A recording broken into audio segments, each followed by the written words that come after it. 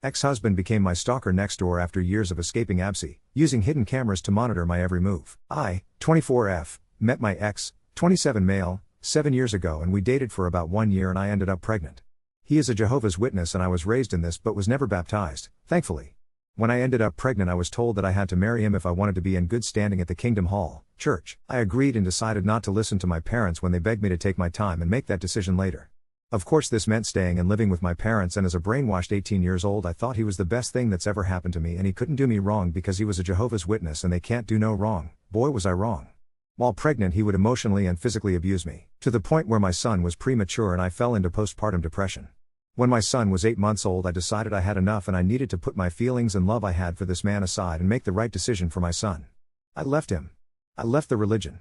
I don't know how I did it, but to this day I thank my son for giving me the strength and love to get past it. Fast forward about 5 years, I am doing great. I have an amazing career. Great car, I live on my own with my son. We have everything we need.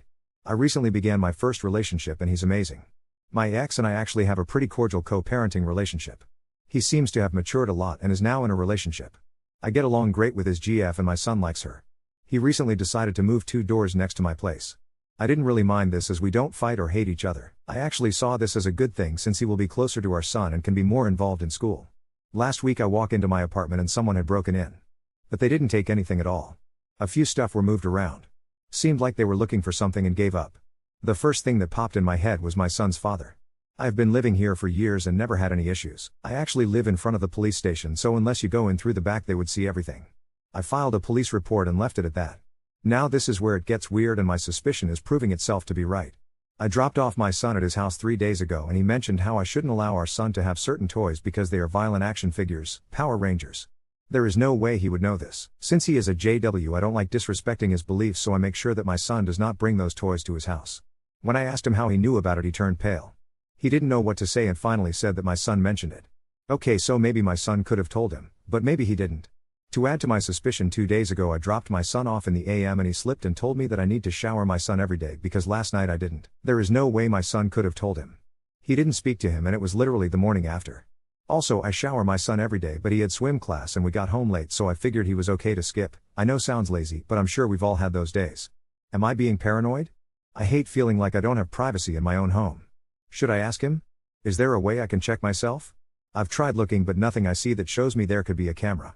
Update 1. I will start by last week, Wednesday.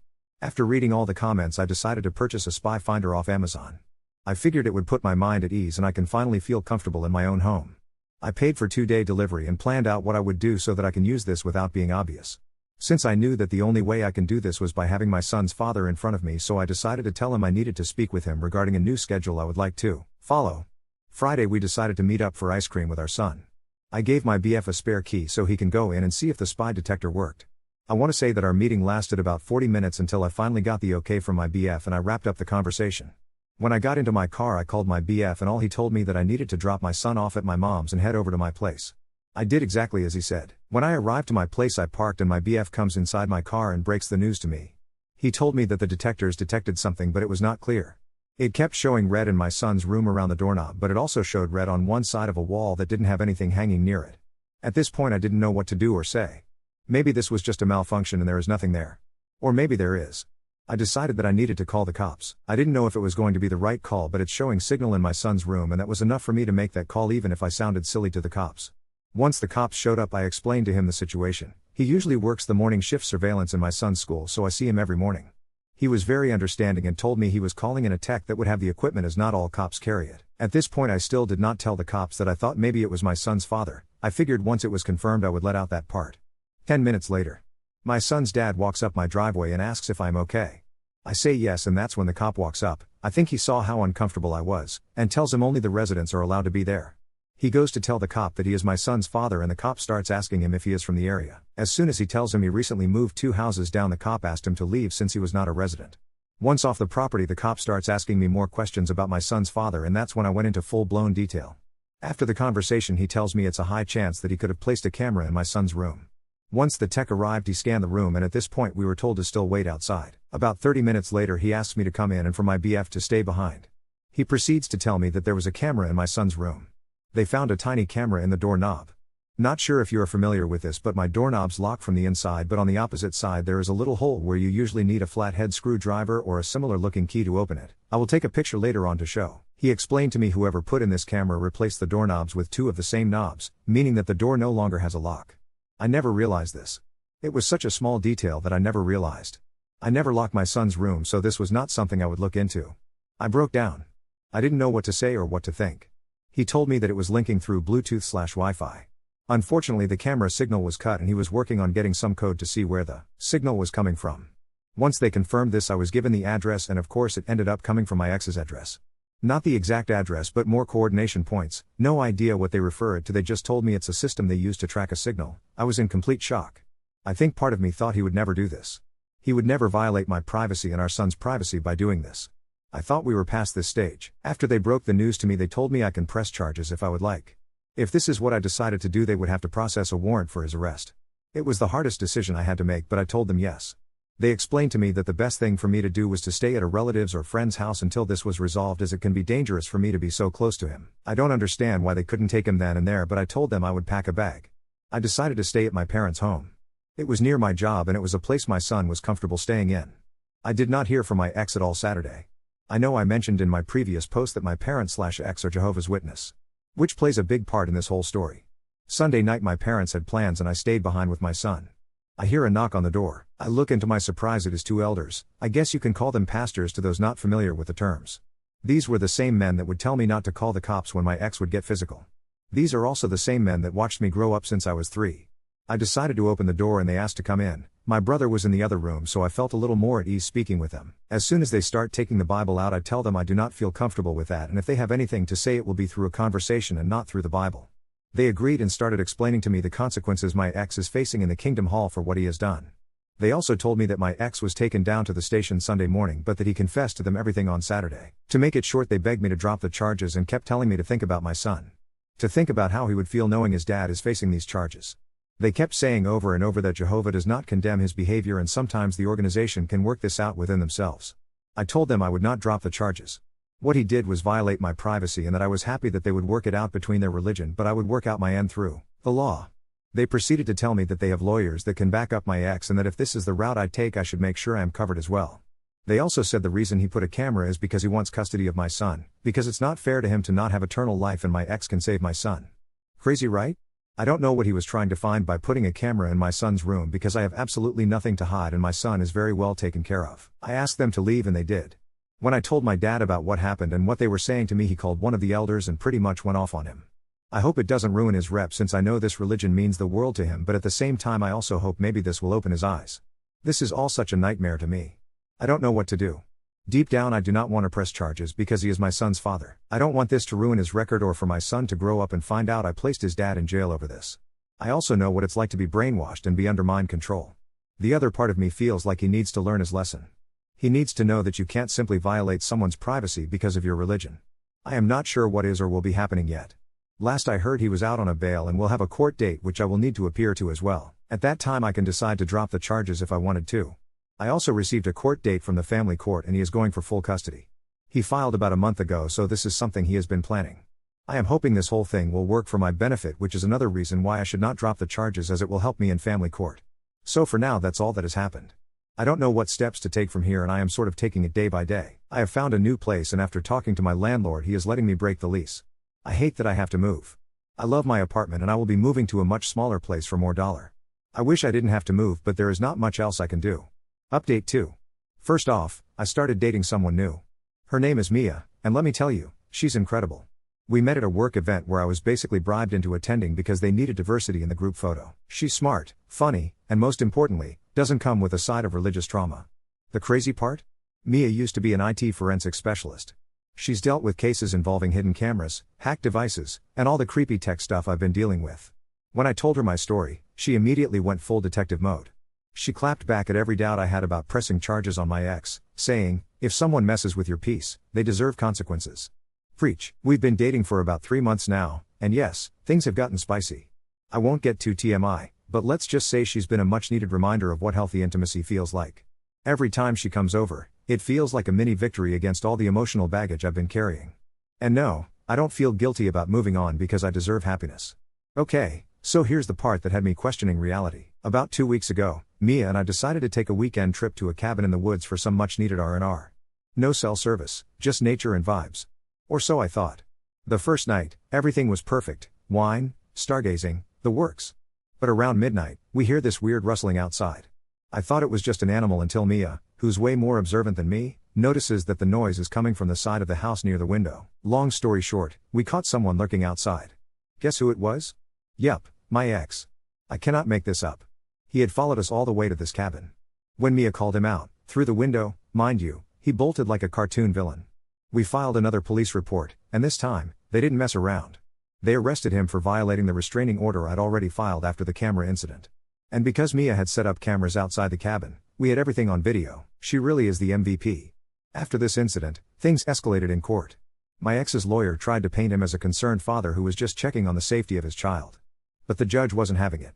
The restraining order is now extended, and he's been ordered to attend mandatory counseling. He's also officially been banned from coming within 500 feet of me, Mia, or my son. Finally, some peace. Oh, and those church elders?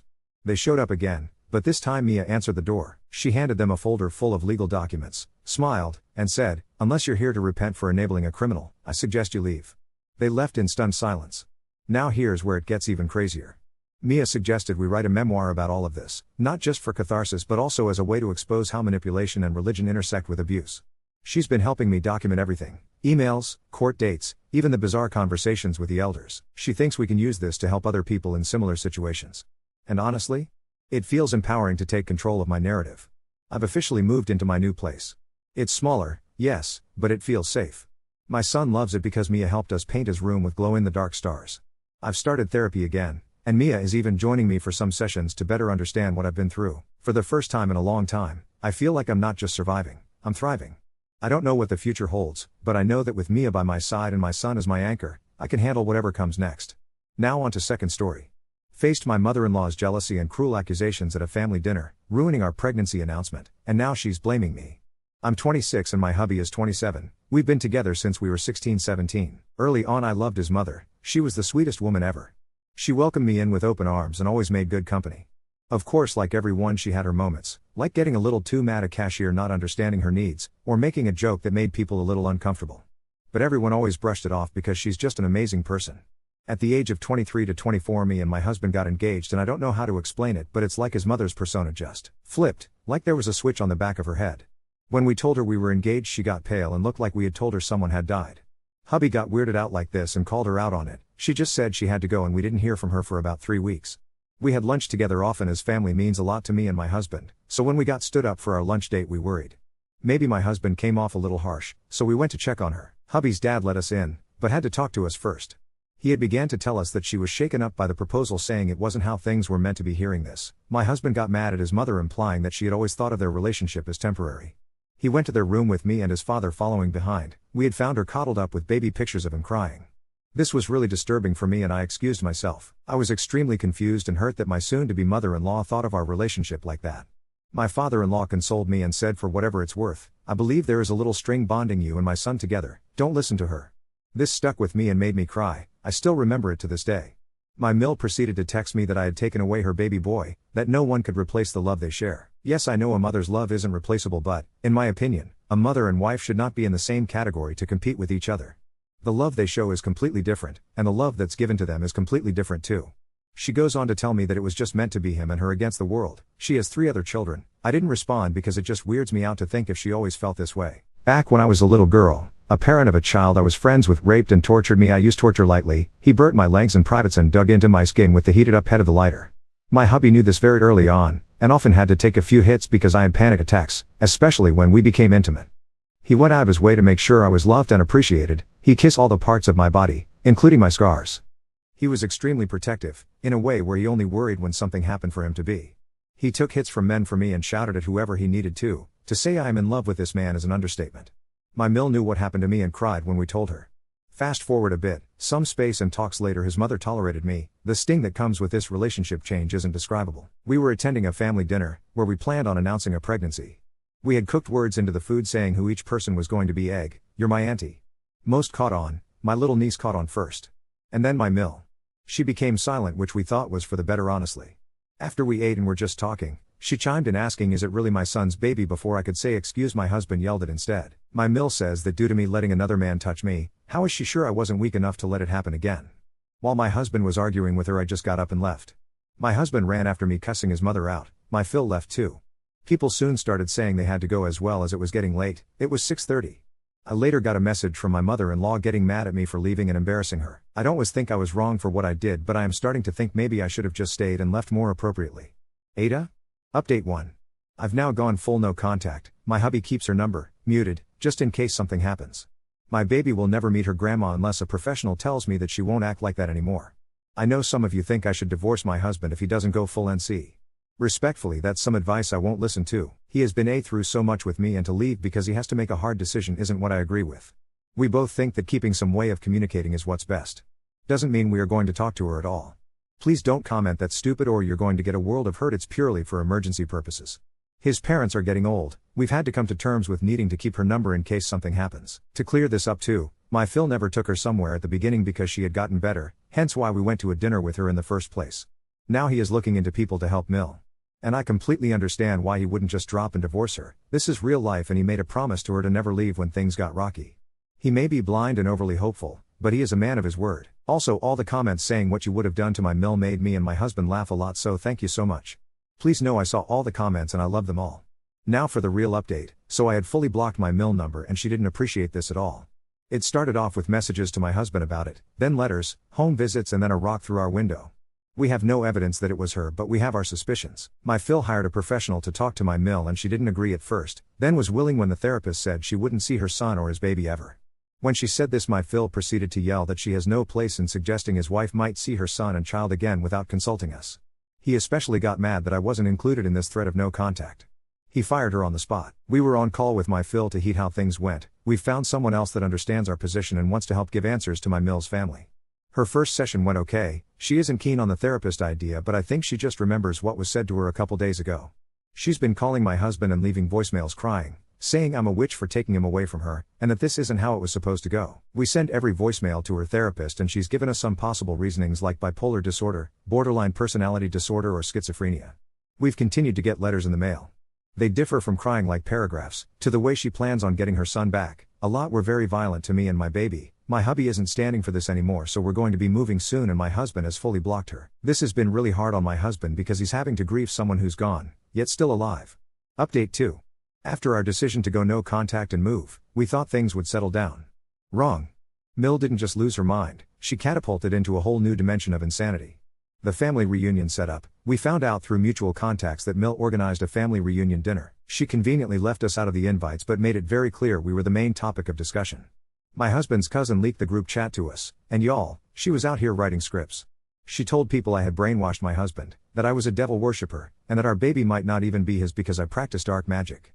Dark magic. She also claimed I cursed her to ruin her life. The impromptu exorcism. Oh, it gets better. Mill tried to stage an exorcism at our old house. When she realized we weren't there, thank God, she apparently yelled into the empty living room, "I cast you out, witch." The neighbor filmed it and sent it to us. It was both hilarious and horrifying. The bizarre legal threat. We received a letter from her lawyer, I'm using that term loosely because I'm pretty sure it was just her handwriting on fancy paper, demanding we give her unrestricted visitation rights to the baby. She added, "Your refusal will confirm your evil intentions." Yeah, no. Now, let me introduce you to someone who's made this nightmare a little easier to bear, Ella. She's my husband's co-worker's girlfriend, and she came into our lives like a damn superhero. We first met her at a small work get-together. Ella is sharp, confident, and doesn't take SHT from anyone. She's got this energy that makes you want to stand up straighter, you know? Anyway, Ella quickly became a friend to both of us, especially after she heard about the Mill saga. One night, after a particularly bad voicemail from Mill where she threatened to call upon her ancestors to reclaim her son, seriously, what? Ella suggested we meet up for drinks. What started as a venting session turned into one of the wildest nights of my life. Ella has a background in private security, which she casually mentioned after we were 2 margaritas deep. She told us, "You don't just deal with crazy, you out-crazy them." So we came up with a plan, not to escalate, but to document everything and make it clear Mill was messing with the wrong people. The Mill trap setup. Ella helped us install security cameras at the new place and even got us a doorbell cam with a built-in alarm. Then she suggested we leave a very obviously fake but very creepy protection spell symbol on the front door. It worked. Mill came to the house, saw it, and left a voicemail screaming about how I'd summoned demons. The social media takedown. Ella is also a wizard with social media. She helped us craft a post, we kept it vague, about how we were taking steps to protect our family from harmful individuals. Mill saw it, of course, and went ballistic in the comments section. Her unhinged responses actually worked in our favor, as Ella screenshot everything for our lawyer. Now, I know some of you are here for the juicy part, so let me just say, Ella and her boyfriend? Relationship goals. They're ridiculously affectionate, but in a way that's inspiring rather than annoying. Watching them interact made my husband and me realize we needed to reclaim some joy in our lives. So, yeah, we've been clapping a lot more lately. Not just in the literal sense, though yes, but in the celebrating life despite the madness sense. We've been taking baby moon weekend trips, dancing in the kitchen at midnight, and just reconnecting. Mill stole a lot of our peace, but we're taking it back one laugh, one clap, and one margarita at a time. As of now, Mill is under investigation for harassment. Ella helped us connect with the right people, and we're pursuing legal action. We've fully settled into the new house, which feels like a fortress of peace. My husband and I are stronger than ever, and we owe a lot of that to our support system, especially Ella.